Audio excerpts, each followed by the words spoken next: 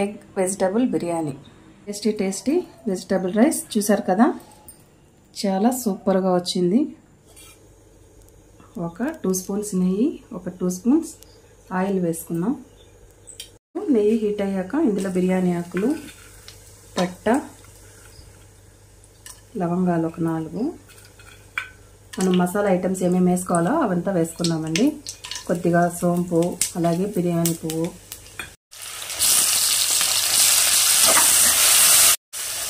మొక్కలు, carrot, beans, tomato అన్నీ వేసి ఫ్రై చేసేసుకున్నాం.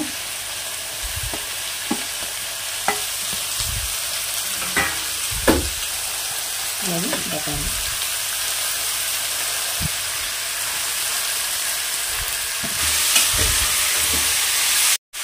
సాల్ట్, తగినంత సాల్ట్, అల్లం వెల్లుల్లి పేస్ట్,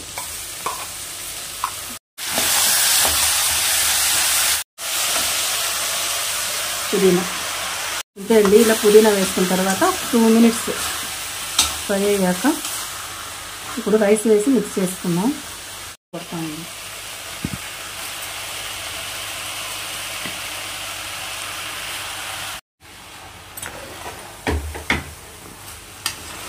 రైస్ వేసుకున్న తర్వాత ఇలా ఒక 2 మినిట్స్ ఫ్రై చేసామంటే మనకు బిర్యానీ అనేది చాలా బాగా వస్తుంది.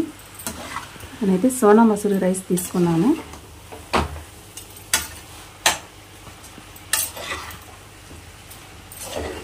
ఇప్పుడు ఇందులో వాటర్ అయితే ఒక సైడ్ బాయిల్ చేసుకుంటున్నామండి. ఇది ఫ్రై అవుతూ ఉంటే ఒక సైడ్ వాటర్ అనేది బాయిల్ అవుతుంది.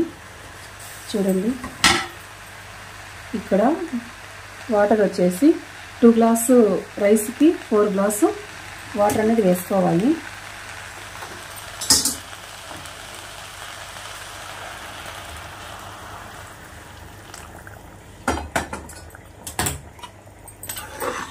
ఫోర్ గ్లాస్ వాటర్ వేసుకున్నామంటే సరిపోతుందండి.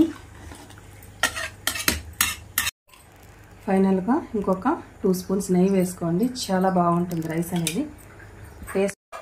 రైస్ కూడా విడివిడిగా బాగా వస్తుందండి. బాగా మిక్స్ చేసుకొని ఒకసారి సాల్ట్ అనేది చెక్ చేసుకోండి.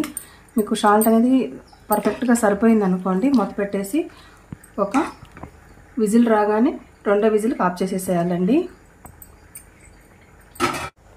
మూత పెట్టి 1 విజిల్ పెట్టుకొని 2వ విజిల్కి వచ్చే లోపల ఆఫ్ చేసేసేయాలండి. 2 విజిల్స్ పెట్టకూడదు, మనకు పర్ఫెక్ట్గా రాదు. 1 విజిల్ పెట్టుకుంటే సరిపోతుంది.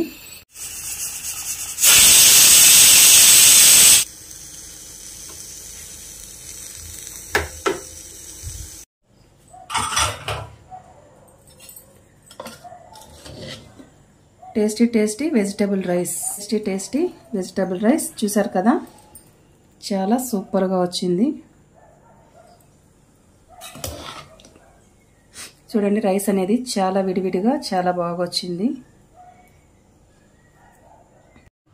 చూసారు కదా, ఇలా బాయిల్ చేసుకునే ఎగ్ వెజిటబుల్ బిర్యానీ.